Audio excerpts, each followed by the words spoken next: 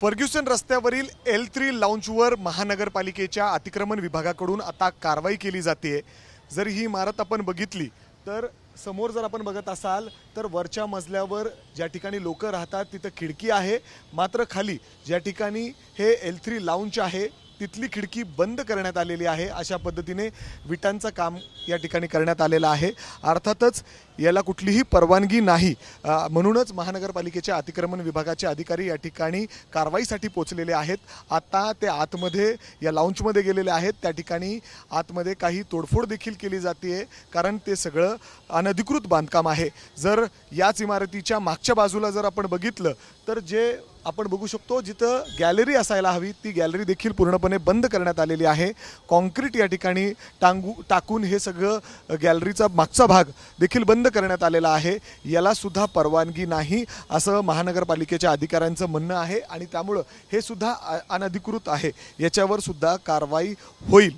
त्याचबरोबर जर मागच्या बाजूला आपण आतमध्ये आलो तर इथं जर आपण बघितलं तर हे जे लोखंडी बॉक्स या ठिकाणी ठेवण्यात आलेला आहे, अर्थात हे हॉटेलचं मागच्या बाजूला किचन आहे आणि याच लोखंडी बॉक्समध्ये हे सिलेंडर या ठिकाणी ठेवण्यात आलेले आहेत, जे थेट गॅस याच हॉटेलच्या किचनमध्ये जाते या पाईपलाईनच्या माध्यमातून। मात्र याच बिल्डिंगमध्ये जे इतर कार्यालय आहेत किंबहुना इतर जे लोक इथं राहतात त्यांनी महानगरपालिकेला वारंवार या संदर्भात तक्रार दिली होती की हे असं धोकादायक आहे, हे असं ठेवता येत नाही। मात्र तरी देखील अशा पद्धतीने हे ठेवण्यात आलेलं आहे। जर आपण बघितलं तर वरचा मजला पूर्ण तिथं मोठी गॅलरी आहे जिथं लोक राहतात, मात्र त्याच्या खालच्या मजल्यावर जिथं हे L3 लाउंज आहे ते संपूर्ण बंद करण्यात आलेलं आहे। कॉन्क्रीट टाकून ही समोरची खिडकी देखील बंद करण्यात आलेली आहे। अशा पद्धतीने हे बदल यामध्ये करण्यात आलेले आहेत, कुठलीही परवानगी न घेता हे बदल करण्यात आलेले आहेत आणि त्यामुळेच महानगरपालिकेचे जे अधिकारी आहेत, कर्मचारी आहेत या ठिकाणी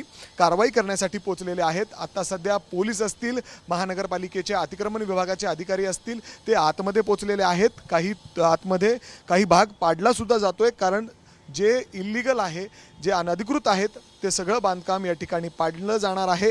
अर्थात काल राज्याचे मुख्यमंत्री एकनाथ शिंदे यांनी ताकीद दिली होती, जे काही इल्लीगल असेल त्याच्यावर कारवाई करा आणि त्यानंतर आता महानगरपालिकेचं जे अतिक्रमण विभाग आहे ते कुठेतरी ॲक्शन मोडवर दिसतंय आणि अशा पद्धतीने की L3 लाउंजचं जे काही इल्लीगल अतिक्रमण आहे हे ते सगळं जमीनदोस्त केलं जातंय। कॅमेरामॅन अमोल गवाळेसह मी मिकी घई, ABP माझा, पुणे।